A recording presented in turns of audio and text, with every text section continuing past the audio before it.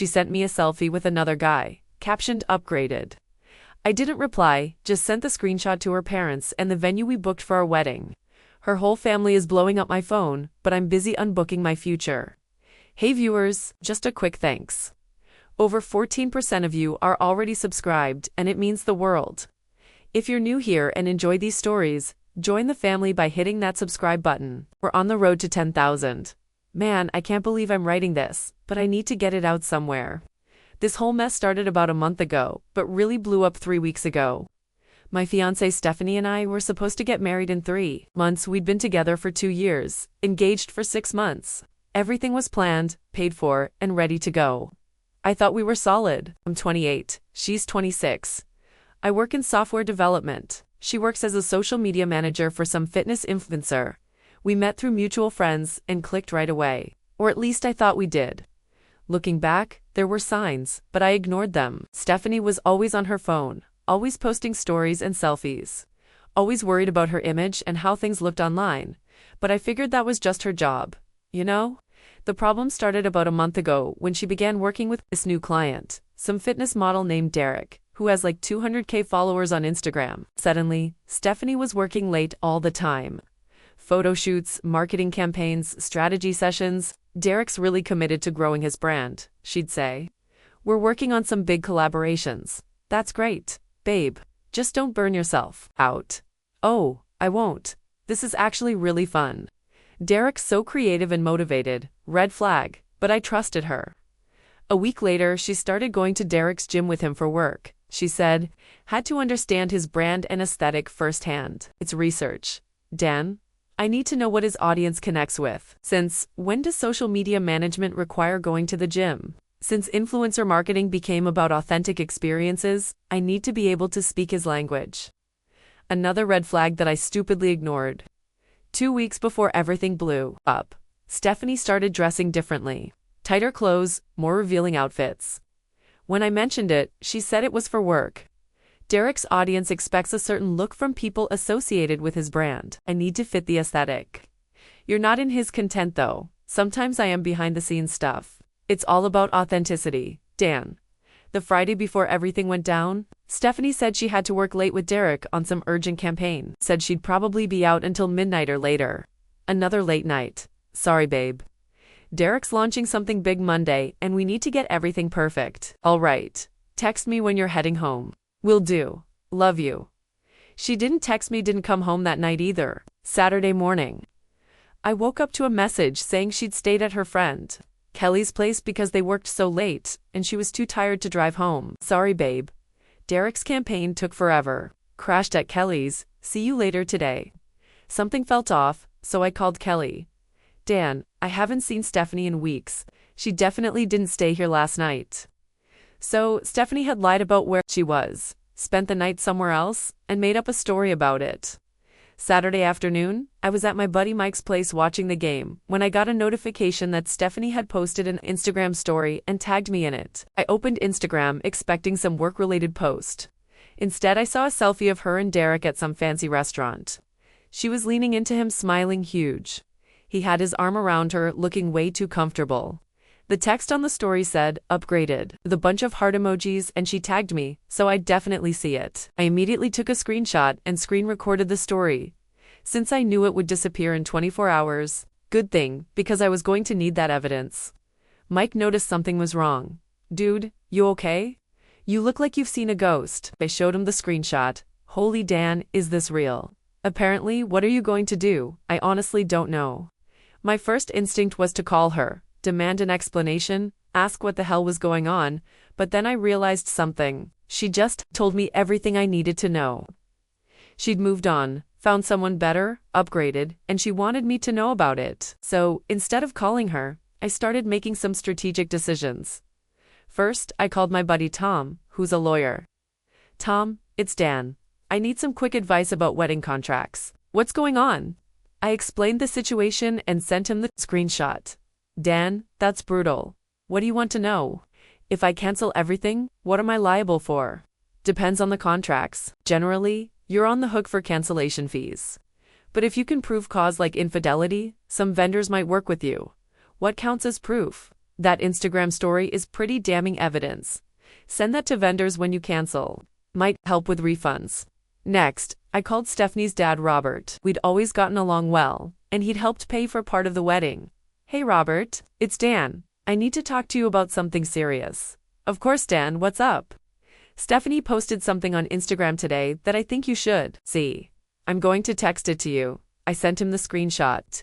Dan, what am I looking at? Who is this guy? Someone she works with. Based on the caption, I think our relationship is over. Dan, I don't understand. You're getting married in 3 months. Not anymore, Robert. Long pause. Dan, let me call Stephanie and figure out what's going on. Don't do anything rash. I'm not being rash, I'm being realistic. After talking to Robert, I called our wedding venue, Riverside Manor. We put down a $5,000 deposit and paid another $8,000 toward the final bill. Riverside Manor, this is Jennifer. Hi Jennifer, this is Dan Williams. I have a wedding booked for October 15th. Yes, Mr. Williams. How can I help you? I need to discuss cancellation options. Cancellation. Sir, your wedding is in 3 months according to our contract. I understand the contract terms. There's been a situation with my fiancé. I'm sending you evidence that might affect the cancellation policy. I sent her the screenshot. Mr. Williams, I'll need to review this with management and call you back. I spent the rest of Saturday calling vendors, photographer, caterer, florist, band, same conversation every time. Explained the situation, sent the screenshot, asked about refund options. By evening, my phone was buzzing constantly. Stephanie's family was losing their minds. Text from her mom, Susan. Dan, what is this photo? What's happening? Text from her sister Amy. Oh my God. Dan, is this real? Is Stephanie cheating? Multiple missed calls from Robert. I ignored all of them. I needed time to think and plan. Sunday morning, Stephanie finally called me. Dan, what the hell did you do? What do you mean? You sent that photo to my parents. Are you crazy? You tagged me in it. Figured your family should know you upgraded. Dan, it's not what it looks like really. What does upgraded mean then? It was Derek's idea. He said it would create buzz for his brand. So you agreed to post that we broke up for someone else's social media strategy. It wasn't saying we broke up. It was just a fun caption. Stephanie, you posted a photo with another man saying, you upgraded after lying to me about staying at Kelly's. How is that fun? Dawn, please. I can explain everything. There's nothing to explain. You made your position very clear. I didn't make any position. It was just social media.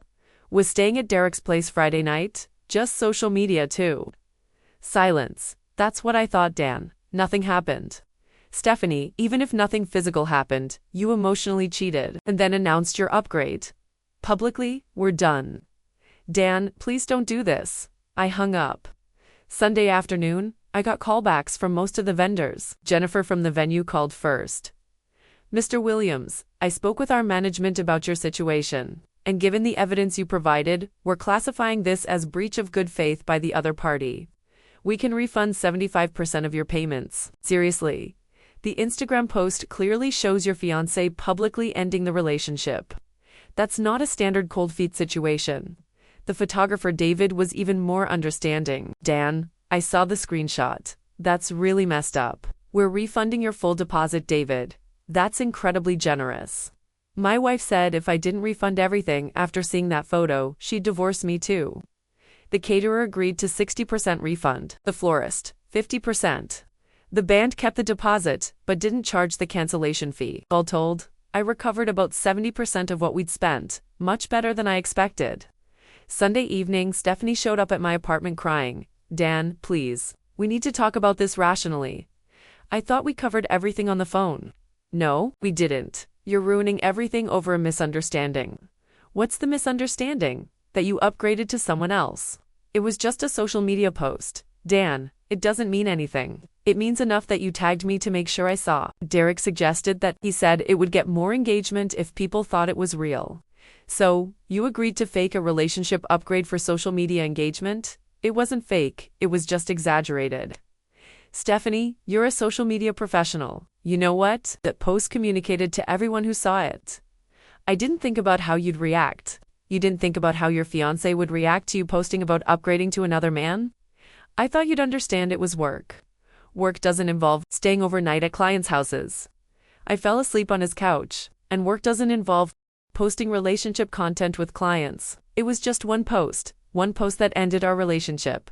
Dan, please. I'll delete it. I'll stop working with Derek. I'll do whatever you want. I don't want you to do anything. I want this to be over. Dan, you're throwing away 2 years over social media. I'm protecting myself from someone who thinks publicly upgrading from their fiancé is appropriate professional behavior. She cried and begged for another hour, but I didn't budge. Finally, she left. Monday, I took a personal day and finished canceling everything. Got final refund confirmations from most vendors. Started looking into breaking our apartment lease, since both our names were on it. Monday afternoon, Amy called. Dan, Stephanie's devastated. She's been crying for 2 days. I'm sorry she's upset, Amy. Dan, this is all just a big misunderstanding. She was doing her job. Amy, her job is social media management, not relationship management. She says Derek pressured her into the post. Amy, Stephanie's been in social media for 3 years. She knows exactly what messages her posts send. But she loves you, Dan. She wants to fix this. There's nothing to fix. She chose Derek's brand strategy over our relationship. Dan, please. The whole family's involved now. We've all taken time off for the wedding. I'll pay for any non-refundable travel expenses. It's not about money, Dan. Then what's it about? Family, forgiveness, second chances. Amy, your sister is relatively new to social media management and got pressured into something that destroyed our relationship. That's not a mistake. That's poor professional judgment. Tuesday, Robert called one more time. Dawn, I talked to Stephanie extensively about what happened. Good for her. She admits she used poor judgment, but insists nothing physical happened. Robert, even if that's true, she still chose to publicly announce she'd upgraded from me. She says it was for work. Robert, she's still relatively new to professional social media management and made a career-damaging mistake. But she knew enough to understand what that post communicated. Dan, people make mistakes. This wasn't a mistake. It was a calculated decision to create buzz using our relationship. She's willing to quit working with Derek. It's too late for that. Dan, you're letting pride destroy your future. I'm letting reality inform my decisions. So, that's it. One social media post ends everything. One social media post that communicated she'd found someone better and wanted everyone, including me, to know it.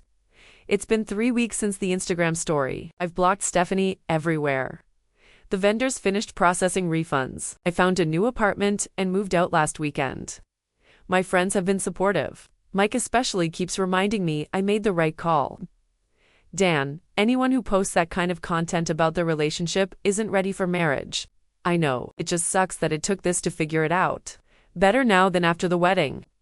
Tom, the lawyer, helped me navigate the apartment lease break. Turns out since both our names were on the lease, I was still liable for my portion, but I found someone to sublet my half quickly. I started therapy last week to process everything. The therapist said my response was actually very healthy. You set clear boundaries and enforce them without trying to control her behavior. That's emotional maturity. It doesn't feel mature. It feels like my life exploded. Your life changed because you refused to accept disrespectful treatment. That's actually growth. Yesterday, I reactivated my dating profiles, not because I'm ready for anything serious, but because I need to start thinking about moving forward. The whole experience taught me that social media reveals people's true priorities.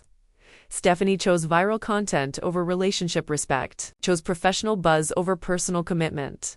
She wanted to upgrade publicly, so I upgraded her to ex-fiancé status privately. Sometimes the best response to public disrespect is quiet dignity and strategic action. Stephanie thought that Instagram story was just marketing. Turns out, it was relationship-ending communication, too. My future is officially unbooked, and honestly, I'm relieved.